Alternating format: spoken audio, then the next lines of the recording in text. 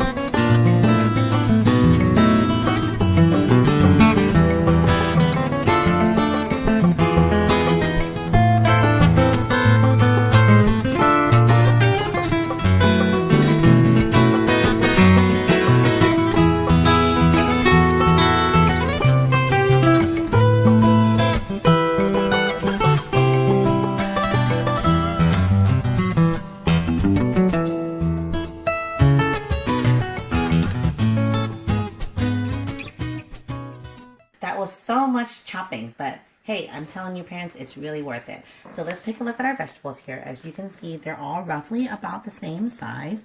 Don't worry if some of them are bigger or smaller. It'll give you a little bit more texture in your soup. And the garlic clove, as you can see, I left them whole. Don't worry about those two because as you boil the soup, these are going to melt in there. And then for our potatoes, what I did was I soaked it in some cold water because this will, the potatoes are the last things that you put in your soup. And you don't want them to turn brown because once you cut them and you don't soak them in water, they start oxidizing and they're going to be really just an ugly brown color. So they'll stay nice and white if you put them in some cool water. And then you're probably wondering, what are we doing with all these peelings? If you noticed earlier, I did not put the potato peelings in here because this is going to help us with our stock, which is going to be what we're going to do next. Okay parents, so the next step is in order to make our stock for our chicken noodle soup, we need to debone our chicken. I'm using gloves. You don't have to. Do make sure that they are clean gloves. And what we're going to need to do is we're going to take out all the bones from the chicken and we're going to use that to make the chicken stock. Now, if you choose not to do it that way, if you want an even more shortcut, you can just use canned chicken broth. That's totally fine too. So let's go ahead and debone our chicken.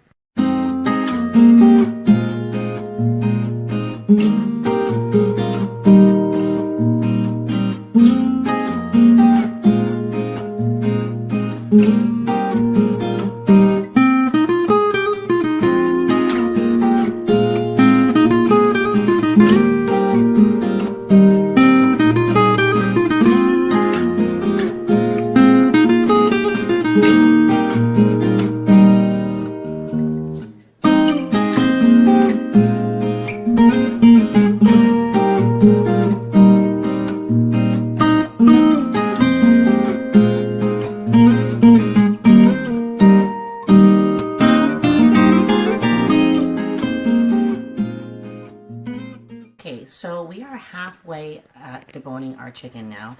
As you can see, we have our 2 chicken breasts right here still intact, and then we have all of our dark meat. Now my family and I, we really enjoy eating this, not in a soup, so it's up to you whether or not you want to continue to take off these bones. You don't have to. This is actually fairly enough bones for the soup, and as you can see, there's still a lot of meat on here. It's up to you if you want to take the time to pick them all off. It does take some time to do this. You can sit in front of the TV and do it, but I like to use as much meat as I can as possible, so I do pick it off. But like I said, if you don't want to bother with it, go ahead and just leave it on the bones. Okay, so I went ahead and deboned the rest of the chicken, including the dark meat, and I picked the meat all off the bones. And as you can see, there's so much meat left on those bones, and this is all going to go in your soup, guys, so I would recommend taking the time to do it. I'm going to give this a really rough chop. Doesn't have to be perfect because it's all going to go in the soup anyway. And you can see this is a lot of bones left over from the chicken. You can see that I put it back in the tray, the original tray that we bought the chicken in, because all those juices down here, guys, that's a lot of flavor that's going to go in your soup, so don't toss those.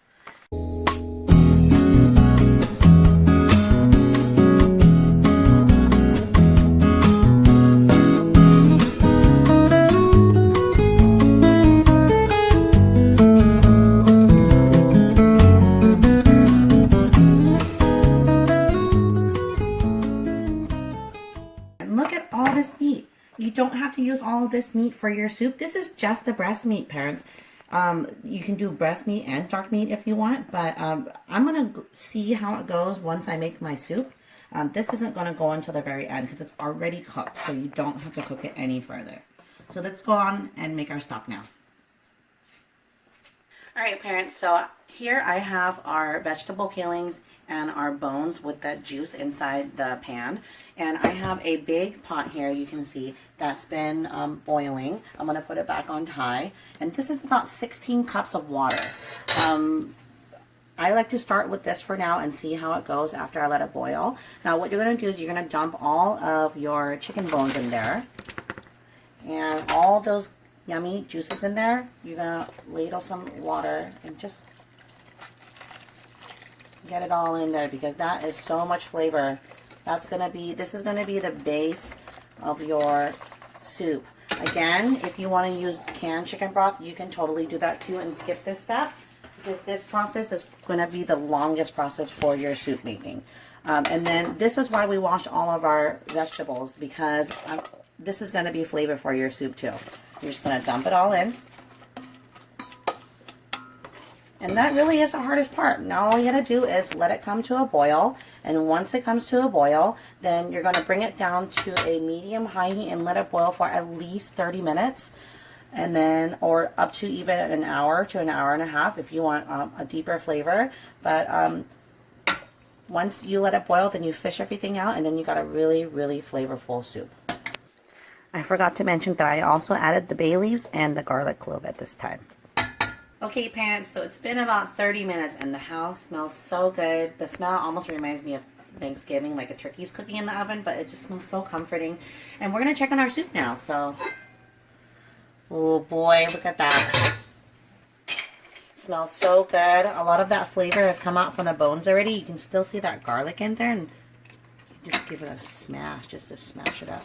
But we're going to give it a taste just to see if this broth is flavorful enough. So do be careful. It's very, very hot.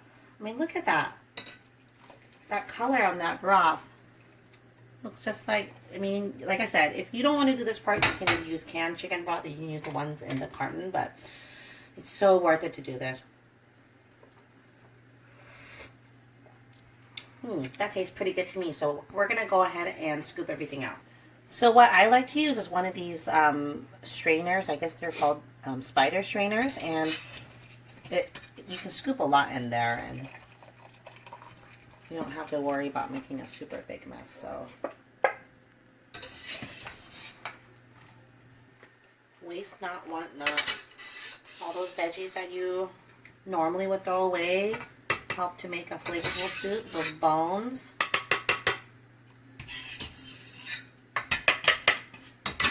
So if you can't get everything out, Not a super big deal. It's just veggies and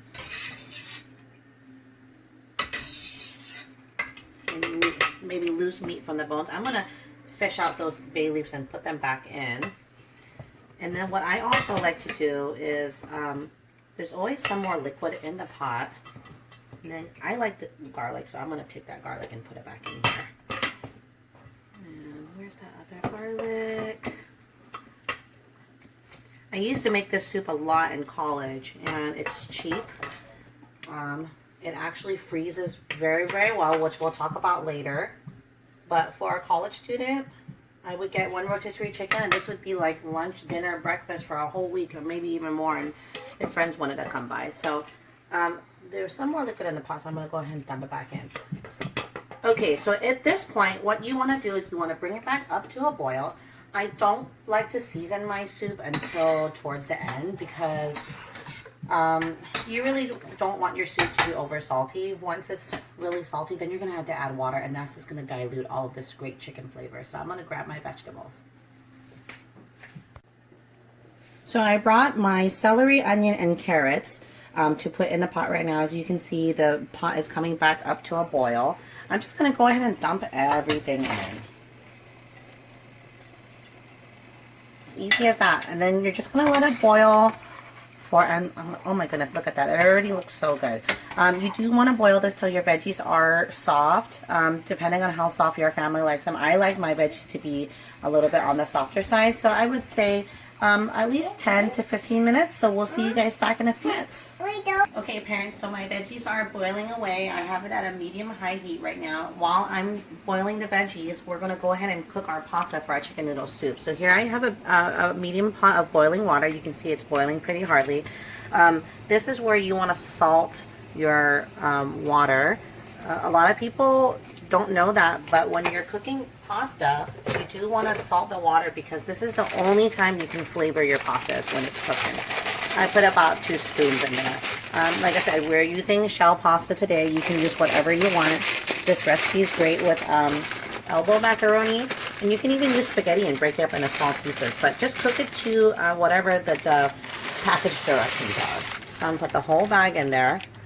And I learned a good tip from the internet is if you want to make sure that your pot doesn't overflow like a lot of pasta does, one good tip is you do have to make sure you have enough water, but also have one of these wooden spoons, and if you leave it on top here, it's not going to bubble over. I know it sounds crazy, but try it.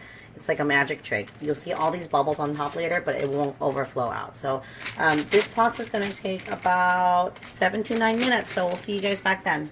So it's been about 9 minutes. I cooked the pasta according to package direction, and it was still a little bit hard for my liking because I am feeding this to my son, so I wanted to cook it a little bit softer. I added an additional 2 minutes to it, and so I'm going to check it just to make sure it's soft enough, because otherwise I'll add another minute or 2. It's very hot, be careful. And that's how I like it. And so we're going to go ahead and drain it. We're going to strain it, put it back in the same pot, and coat a little bit of oil in it so that it doesn't stick.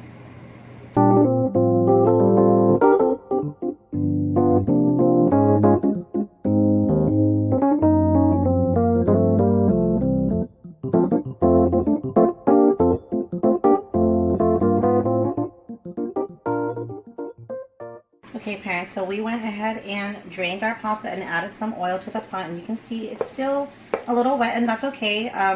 The heat from the pot and the pasta will evaporate it, and then it will continue to make your pasta a little bit more tender. Some of you may be wondering, Teacher Pat, why didn't you just dump the pasta into the soup? You could do it that way if you want to save this step.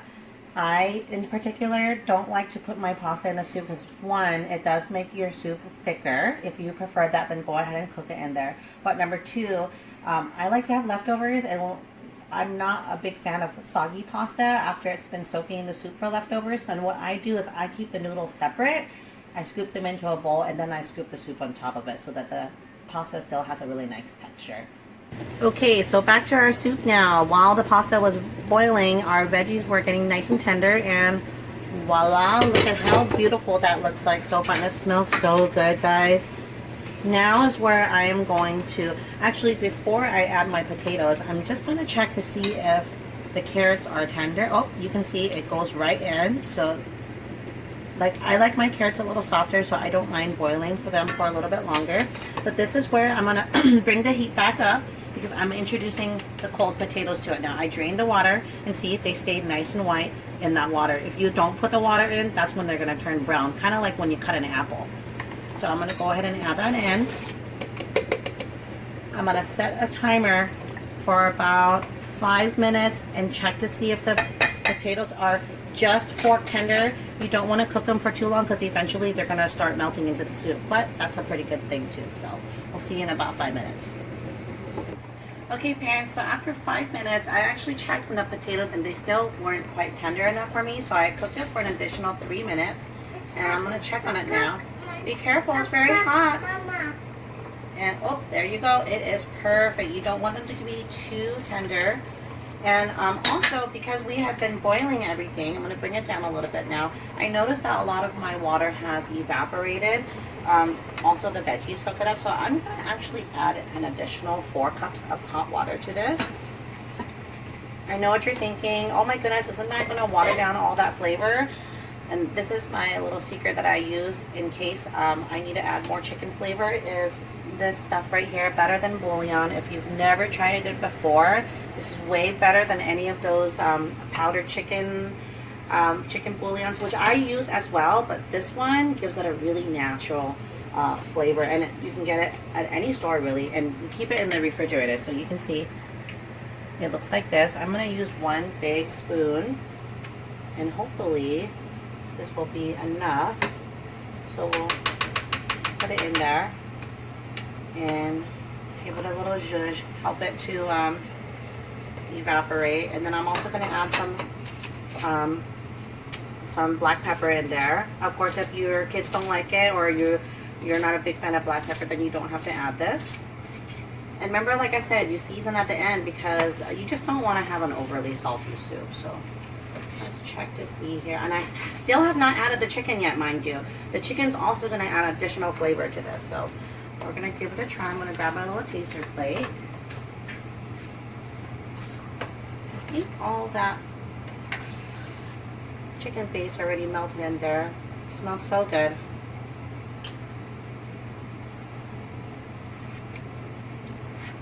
So good, but I'm going to add a little bit more, maybe 1 more spoon. Again, it's up to your taste, to your family, but I think that's all we need. So at this point now, all you have to do is put your chicken in, and then we're ready to eat. So I'm going to grab my chicken, let this boil a little bit. So remember, like I said last time, this is a lot of chicken. You don't have to put all of it. If your family likes a lot of meat in your soup, then of course add all of it. But I'm going to start with half and see how it goes. And then if I want to add more, then I can always add more. So remember, this chicken is cooked already, so you don't want to add it to the end. If you put it in the beginning, it's going to turn into a really, really tough chicken noodle soup. Alright, so let's see how that is. I'm going to give it a stir. I don't like a lot of meat in my chicken noodle soup, so this actually might be enough for me. I mean, how good does that look already? I think I might add 1 more scoop of chicken in there. And that will be enough for me. My husband will be happy because he can have chicken sandwiches with this later. Yeah, that looks good. Alright everybody, so I went ahead and pulled our soup off. This is pretty much done. Pasta's done, soup is done. As you can see, it's nice and piping hot. I let all the flavors come together and it was really, really delicious. You can go ahead and serve it like this, but this is what I like to do. You totally don't have to do this. This is optional. This is parsley from my garden, Italian flat leaf parsley. And what I'm going to do is I'm just going to pick it off the stem. You don't have to do this part, especially if you don't have it, but I happen to have this in my garden. It does add really nice color and a little bit of freshness too, because everything's been boiling in there. So it's a nice little pop of color and freshness. And after that, you're going to want to just go ahead and just give it a rough chop. I like to chop it up a little smaller.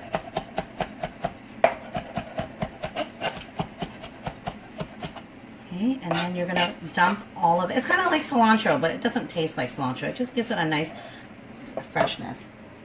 And look at that. Look how pretty. Isn't that so pretty with the green in there?